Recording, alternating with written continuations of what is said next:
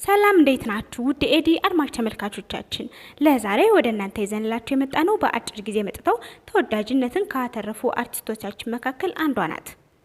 ሄቨን ሀብቱ ትባላለች። ሄቨን ማናት ለምትሉኝ ያልተሰሙ ቅንጭብጭብ ታሪክ ያልኳቸውን ይዤላችሁ ቀርቤያለሁ። አብራችሁን ቆዩ። ለቻናላችን አዲስ ከሆናችሁ ሰብስክራይብ በማድረግ ቤተሰባችን ተቀላቀሉ። ሄቨን ተወልዳ ያደገችው በአዲስ አበባ ከተማ ሲሆን በመጀመሪያ ዲግሪዋን የሚያገኘችው በቢዝነስ ማኔጅመንት ነው።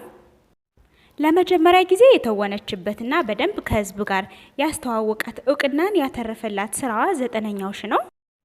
በአንድ ወቅትም እንግዲህ በ9ኛው ሺ ላይ አብሯት የሚተውነው ሱራፌል ወይም አቡ ጋር የፍቅር ግንኙነት አላቸው እየተባለ መነጋገሪያ ሆነው ነበር። ይህም የሆነበት ምክንያት እንግዲህ የካፕል ልብሶችን እየለበሱ የተለያዩ ፎቶዎችን ማስታወቂያዎችን እየሰሩ በሚለጥፉበት ሰዓት እንግዲህ ሁሉም ሰው የፍቅር ግንኙነት እንዳላቸው እያወሩ ነበር። በሰይፉ ባደረገችው ኢንተርቪው ምንም አይነት የፍቅር ግንኙነት እንደሌላቸው ተናግራለች። ከስራ ሰዓት ውጪ በግልም እንኳን ተገናኝተው ሻይ ቡና ብሎ እንደማያውቁም ነው የምትናገረው። ሄቨን ከ9ኛው ሺ ስራዋ በኋላ ናፍቆት ተከታታይ ድራማና ማን ያዘዋል ፊልም ላይ ተሳትፋለች።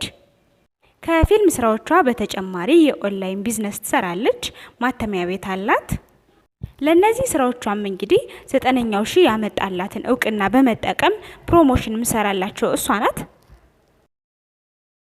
ውድ አድማጭ ተመልካቾቻችን ለዛሬ ስለ ሄቨን ሀብቱ ልንላችሁ ወደድነው ቅንጭብጭብ ታሪክ ይህንን ይመስላል።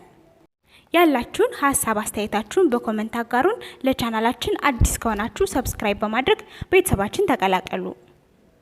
የሄቨንን ኢንስታግራም ፔጇ ላይ ያጋረቻቸውን ፎቶዎቿን ከዚህ በመቀጠል ጋብዛችኋለሁ።